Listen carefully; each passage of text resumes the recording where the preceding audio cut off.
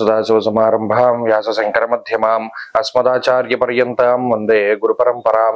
జ్యోతిషాస్త్రాన్ని భావితరాల వారికి ప్రసాదించిన ఋషుల యొక్క పాదపద్మాలకి నమస్కారం చేసుకుంటూ, అలాగే నాకు ఈ జ్యోతిష విద్యను నేర్పిన గురువర్యులు జ్యోతిష బ్రహ్మ కీర్తిశేషులు శ్రీ ఈరంకి సూర్యనారాయణ మూర్తి గారు, సూర్యశ్రీ దైవజ్ఞ గారి యొక్క పాదపద్మాలకి నమస్కారం చేసుకుంటూ, ఓం శ్రీ మహాగణాధిపతి నమః, శ్రీ గురుభ్యో నమః, హరి ఓం. వీక్షకులందరికీ నమస్కారం. మకర రాశి వారికి ఈ వారం సానుకూలమైనటువంటి ఫలితాలు గోచరిస్తూ ఉన్నాయి. గురుబలం కొంత తగ్గినప్పటికీ రాహు యొక్క మార్పు ఈ రాశి వారికి చాలా అనుకూలంగా ఉంటుంది. ప్రత్యేకించి ఈ వారం మధ్యలో రెండవ స్థానానికి రాహు యొక్క స్థితి, రెండవ స్థానంలో రాహు యొక్క స్థితి తృతీయ భావం నుండి, ఇది గోచార రీత్యా మంచి విషయం.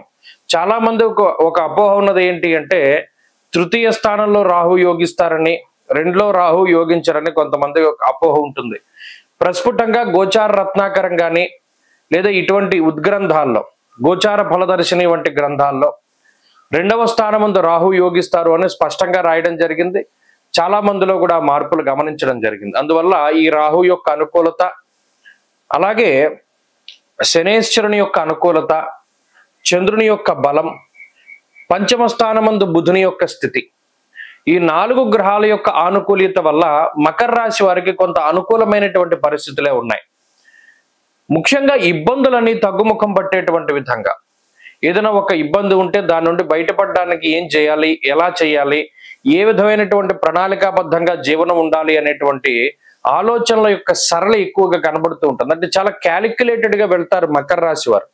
ఇదివరకు ఎలా పడితే అలా ఒక సందర్భం వచ్చింది, దేన్నైనా ఎదుర్కోవాలి, దానికి ఇది ఒక ప్రణాళిక లేకుండా, ఒక ప్లానింగ్ పద్ధతి లేకుండా ఎలా పడితే అలా వెళ్ళడం ద్వారా కొంత నష్టపోయినటువంటి సందర్భాల్లో ఇప్పుడు కొంత అనుభవం, అలాగే కొంత ప్రణాళిక, నిబద్ధత, క్రమశిక్షణతోటి జీవితంలో ముందుకెళ్తారు. అందువల్ల గతంలో వచ్చినటువంటి వ్యతిరేక ఫలితాలు రాకుండా సానుకూలమైనటువంటి ఫలితాలు ఎక్కువగా ఉంటాయి. అలాగే తృతీయ స్థానమందు శనేశ్వరుడు గృహయోగాన్ని కలిగించేటువంటి విధంగా అవకాశాన్ని ఇస్తారు. అలాగే భూ సంబంధమైనటువంటి లావాదేవీలు ఏవైతే ఉన్నాయో వాటిలో ఉండేటువంటి డిస్ప్యూట్స్ అన్ని తగ్గుముఖం పడతాయి. శత్రువుల యొక్క ఆ శత్రువుల యొక్క స్థితి కొంత తగ్గుతూ ఉంటుంది, ఆ శత్రు ప్రభావం తగ్గుతూ ఉంటుంది, ఆ బాధలు తగ్గుతూ ఉంటాయి. అలాగే రుణ బాధలు తగ్గడానికి చేసేటువంటి ప్రయత్నాలు ఫలిస్తూ ఉంటాయి. కొత్తగా వ్యాపారం కానీ లేదా కొత్తగా ఏదైనా ఉద్యోగంలో ప్రయత్నం చేయడం కానీ ఇటువంటి వాటన్నిటిలో కూడా చక్కగా నిదానంగా విజయాన్ని సాధించేటువంటి పరిస్థితులు ఉన్నాయి. కుటుంబ సభ్యులు చాలా అండగా నిలబడతారు. కుటుంబ సభ్యుల యొక్క సహాయ సహకారాలు ఉంటాయి. బంధుమిత్రులతోటి సఖ్యత ఏర్పడుతూ ఉంటుంది.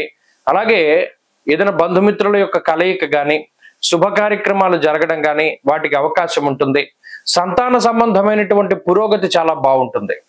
ముఖ్యంగా జీవితంలో మనం ఫలానా ఇక్కడికి వెళ్ళాలి, ఇలా వెళ్ళాలి, లేదా జీవితంలో ఫలానా దీన్ని మనం ఎప్పుడైనా సరే చూడాలి అనేటువంటివి సందర్భాలు ఉంటాయి. అటువంటి తీర్థయాత్రలు కానీ లేదా సాహసయాత్రలు కానీ విహారయాత్రలు కానీ అటువంటి వాటిని చేయడానికి కూడా ఈ వారంలో అవకాశం ఉంటుంది. మానసికంగా చాలా సంతోషంగా ఉంటారు.